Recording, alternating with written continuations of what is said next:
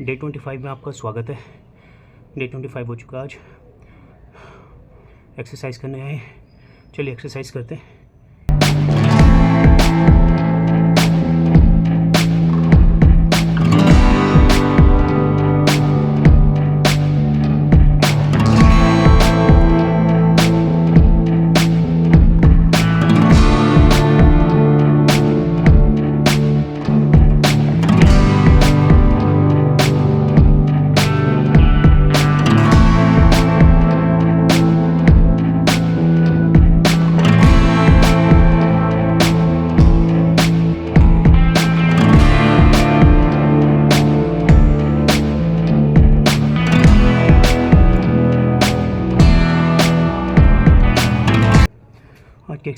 आज की exercise complete हो गई है। घर जाएंगे, डाइट लेंगे और रेस्ट करेंगे। बॉडी में बहुत ज़्यादा थकावट सी हो रही है, तो रेस्ट करेंगे। कैसे हैं दोस्तों, डे 25 में आपका स्वागत है। 25 दिन कंप्लीट हो चुके हैं, तो 75 के अकॉर्डिंग निकालें तो 33% अपना टास्क कंप्लीट हो चुका है। अब ये लाइफस्टाइल ही बन गया है। पहले ऐसे लगता था कि कर पाएंगे नहीं कर पाएंगे, अभी लाइफस्टाइल हो गया। खुद ही डेली मॉर्निंग में आँख खुल जाती है 5:30 पे। फिर उसके बाद अपना डेली रूटीन प्रॉपर करके फिर एक्सरसाइज के लिए जाता हूँ।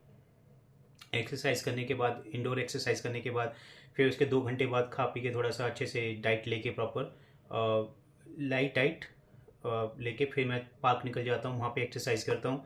फिर घर आता हूँ, अपनी डाइट पे कंट्रोल करता हूँ, वाटर इनटेक पूरा करता हूँ और पूरी कोशिश रहती है कि घर का बना हुआ खाना ही, जो भी ज़्यादा स्पाइसी और ऑयली ना होके वो खाऊं। और जंक फूड, फास्ट फूड की तरफ हम ध्यान जाते ही नहीं। कभी कभी क्रेविंग होती है, बट उतनी नहीं होती है। तो ये लाइफस्टाइल बन चुका है अब, और इस लाइफस्टाइल को ही मैं सोच रहा हूँ कंटिन्यू करता रहूँगा 75 हार्ड चैलेंज जब कंप्लीट हो जाएगा उसके बाद भी। और बाकी आज का डे का अपनी एक्सरसाइज पार्ट कंप्लीट हो चुका है, वाटर इनटेक कंप्लीट हो चुका है, सेल्फी ऑलरेडी ले ली है। अब गीता का पढ़ना रह गया है। इसमें अभी तक जो हमने इतने 24 डेज में हम जान रहे थे कि धर्म क्या है, आत्मा क्या है, लोग क्या हैं, जन्म मरण क्या है।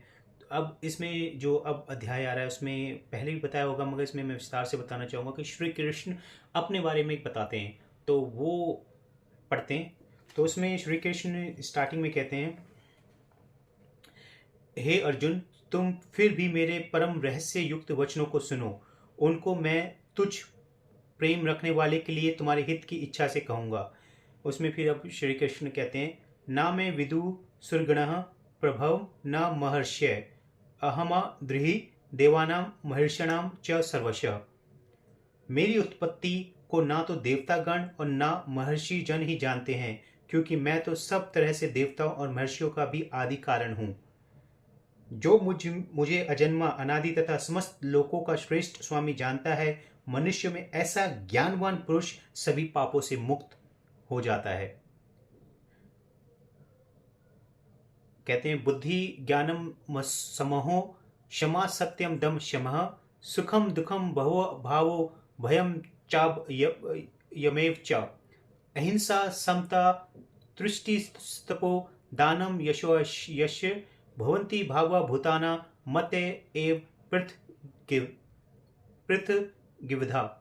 बुद्धि ज्ञान मोह का भाव, क्षमा सत्य इंद्रिय ग्रह, मन की शांति, सुख दुख, जन्म मृत्यु, भय अभय, अहिंसा समता संतोष, तप दान यश अपश्य, ये प्राणियों के विविध प्रकार के भाव मुझसे ही प्राप्त होते हैं।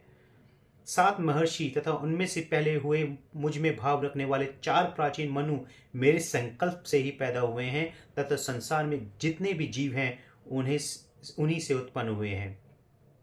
तो ये श्लोक कहता है, महर्षि सप्त पूर्वे चतवोरो मन वस्था मधावा मानसा जाता यशाम लोक इमा प्रजा। जो अभी श्लोक का अर्थ वो श्लोक है ये, जिसका भी अर्थ बताया था।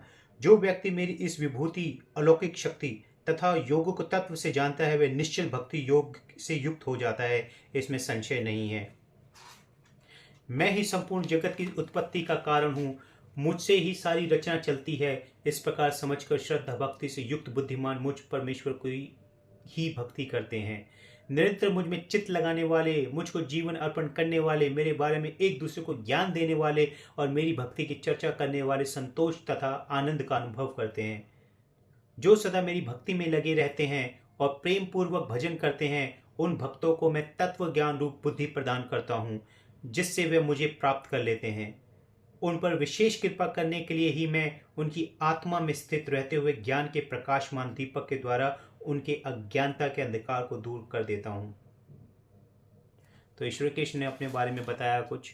चलिए इसको वाइंड अप करते हैं। मैं आशा करूँगा, प्रार्थना करूँगा आप सभी रहें, खुश रहें, अपने घर में भले रहें, स्वास्थ्य सही रहे। और वीडियो अच्छी लगे तो लाइक, सब्सक्राइब और शेयर जरूर कर देना। मिलते हैं डे 26 में। Bye bye.